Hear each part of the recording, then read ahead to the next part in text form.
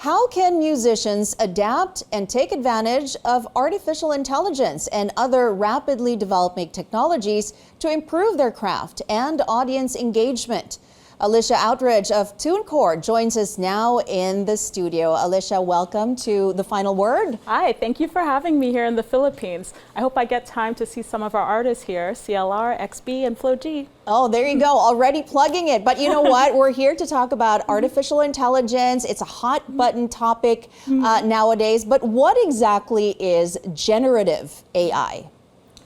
Generative AI is really just computers looking at patterns across of how and being able to make decisions and give you an output. Okay. That was a very geeky description. But basically, so it needs information that you feed it, and then based off of that, it generates content. It generates a result for you, yes. And then with each result that it gets, it learns more and more, better and better, to be able to give you better results over time. Okay, and this is not just ChatGPT, right? There's so many different types of generative AI. Correct. Personalization and recommendations, even just when you want to see the people you may know online, or getting matched in a dating app. Well, that's always fun. Now, musicians and other artists are no stranger to tech advancements, but how ready are these industries for generative AI, do you think? All industries in general are working with AI in a lot of ways. We use AI, well, I mentioned just apps, just when apps want to predict the next thing you're going to type. Yes. That's leveraging AI. They learn your colloquial and the way that your mannerisms so that they can talk like you. Even something as simple as that is generative AI. So companies are getting ready in the ways that we usually do with technology. We figure out use cases for it and apply it to those use cases. But you know, there are a lot of fears, especially in the creative side of things, that AI could potentially replace artists and music in the future. Is generative AI, do you think, a force for good, or will it threaten the creative process? Well, there's a lot of talk about artists, for instance, musicians feeling that they will get replaced by AI. But we ran our own study with our artists, which we do always, where we always survey our artists and ask them how they feel about things, and so that we can launch features to help them. And what we learned in our study really matches a lot of how TuneCore and Believe feels about generative AI, which is AI is a tool. It's a tool. It can't replace human artistic expression. There's AI for good approaches to be able to use AI to be able to help you mix and master music faster. Mixing AI enables artists to be able to create music at a lower cost in ways that we've all experienced the last 20 years. Used to have a room-sized and desk-sized mixing and mastering station. How many people can have that in their home? Mixing and mastering using AI enables you to do it on your phone or your laptop so that you can perform. Do you see a future where, you know, AI can actually really come up with music that is better than what humans could come up with? It depends on how you define better, but generally AI is a tool. It's not going to sort of walk up and go on stage and perform instead of us. It's something that we can leverage to augment how we want to create and how we want to express ourselves.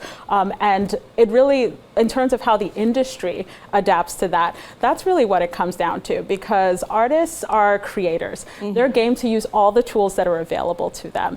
And at TuneCore, we want to make sure that they have access to those tools. And there are key principles that in the technology industry we have to follow so that we can make sure those tools are used and communicated to the audience, to audiences in a way that is transparent. And specifically, we actually published our 4 principles related to how businesses should work with AI in the music industry as just our 4 principles for how we work with partners to be able to provide opportunities to our artists.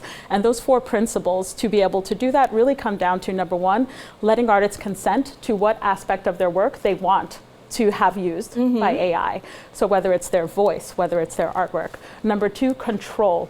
They should be able to control what the output is and have some way of being able to opt in to how it's being used and how it's being communicated to their fans. Number 3, compensation.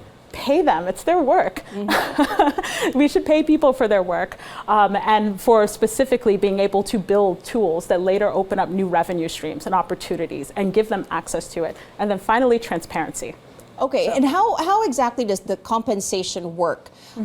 Because like if somebody, do you make it available for people to be able to purchase, or is it rights, royalties? Great question. So the way TuneCore has approached this is that we work with several partners. One was Grimes, the musician Grimes, and the music tech company CreateSafe. So Grimes had publicly posted that she created an AI version of her voice for artists to be able to create music through. And she just said, do what you want with it, give me 50% split of royalties. We provided a platform to enable that for her. I see. Okay, so it goes through there, and then she automatically, when people use her voice, then we set up the royalty split on her behalf. Now, you mentioned transparency earlier, right? So how important really is transparency, and why is it important to be honest with your audience in terms of letting them know that, okay, what you're listening to is AI generated, as opposed to, oh, this is the artist? I don't know that answer, and I don't think anybody does. We're kind of just figuring it out. I know that what we advocate for in the industry is that it is clear that what is 100% human generated versus 100% AI generated. And I believe in TuneCore, we do not distribute or publish any 100% AI generated content. All right. Can musicians of all ages use generative AI in creating content?